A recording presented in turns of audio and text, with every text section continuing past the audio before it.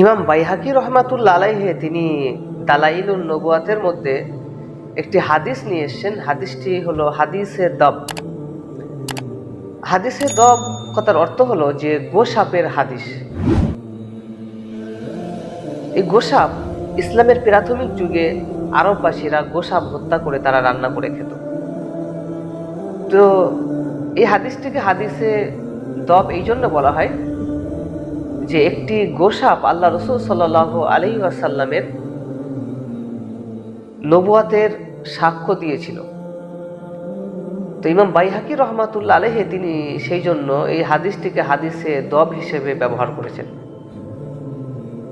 হাদিসটি হলো যে একজন ইহুদি একটা গোসাপ হত্যা করে হাতে করে ঝুলিয়ে নিয়ে যাচ্ছে।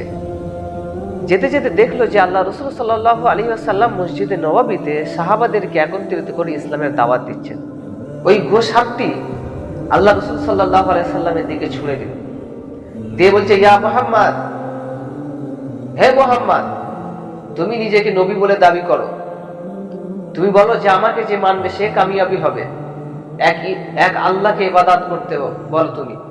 যদি এই গোসাপটি তার নিজের জবানে যদি তোমার নবুয়াতের সাক্ষ্য দেয় তাহলে আমি নির্দ্বিধায় ইসলাম ধর্ম গ্রহণ করে।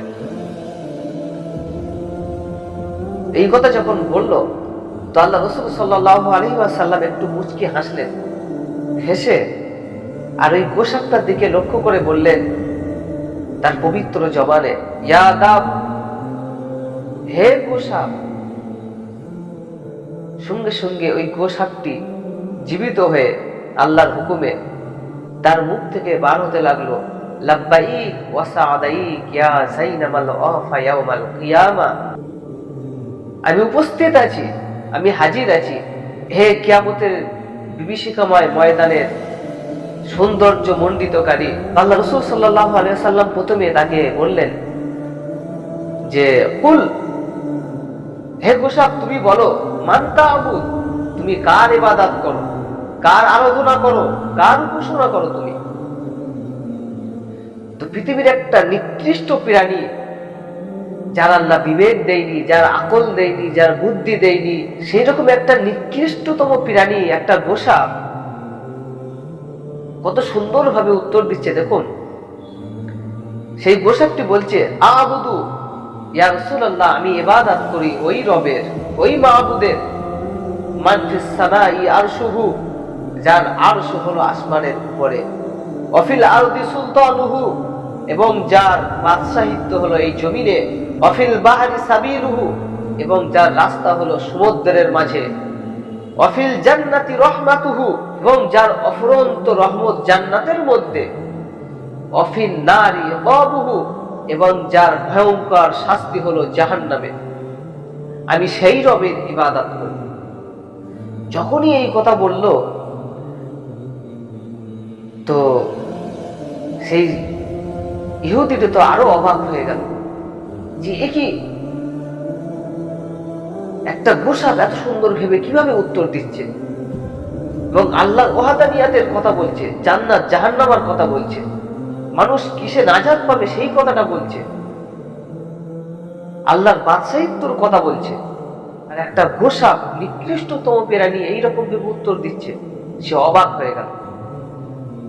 তো তার মুখ থেকে যখন আল্লাহর ওয়াহদানিয়াতের কথা, আল্লাহর একাত্মবাদের কথা আল্লাহ রাসূল স্বীকারোক্তি করে নিল, তো আল্লাহ রাসূল সাল্লাল্লাহু আলাইহি ওয়াসাল্লাম এবার বলছেন, ইয়া দাব, হে গোসাপ, কুল, তুমি বলো, মান আনা, আমি কে, বলো তো তুমি একটু শুনিয়ে দাও যে আমি কে।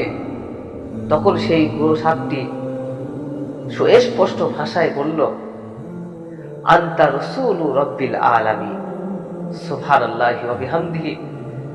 সেই গোসাপটি বলছে, ইয়া রাসূলুল্লাহ, আপনি হলেন রব্বুল আলামিনের তরফ থেকে প্রেরিত রাসূল। শুধু তাই নয়, আপনি শুধু রাসূল নন, ওয়া খাতামান নবিয়্যিন, আপনি হলেন নবী এবং রাসূলদের মধ্যে সর্বশেষ, আপনি হলেন আখেরি জামানার শেষ রাসূল, আপনার পরে আর কোনো রাসূল এবং নবী আসবে না। পরে সেই গোসাপটি বলছে, কদ আফলাহা মান সাদ্দাকা, এবং যে আপনাকে নবী বলে মেনে নেবে, আপনাকে অনুসরণ করবে, সে নাজাত পাবে। অকাদ খাবা মান কাযযাবা, এবং তারাই ধ্বংস হবে যারা আপনাকে মিথ্যা বলবে, যারা আপনাকে রাসূল বলে মানবে না, তারা হবে নাকামের সবথেকে নিম্নতলে। তো এইরকম ভাবে সুন্দর সাবলীল ভাষায় এবং সুস্পষ্ট ভাষায় যখন সেই গোসাকটি উত্তর দিল, তো সেই ইহুদিটি সঙ্গে সঙ্গে আল্লাহ রাসূল সাল্লাল্লাহু আলাইহি ওয়াসাল্লামের কদমে এসে জড়িয়ে ধরে বললেন, ইয়া রাসূলুল্লাহ, আশহাদু আল্লা ইলাহা ইল্লাল্লাহ ওয়া আশহাদু আন্না মুহাম্মাদান আবদুহু ওয়া রাসূলুহু, আমি সাক্ষ্য দিচ্ছি আল্লাহ ছাড়া কোনো মাবুদ নেই এবং মুহাম্মদ সাল্লাল্লাহু আলাইহি ওয়াসাল্লাম আল্লাহর প্রেরিত রাসূল।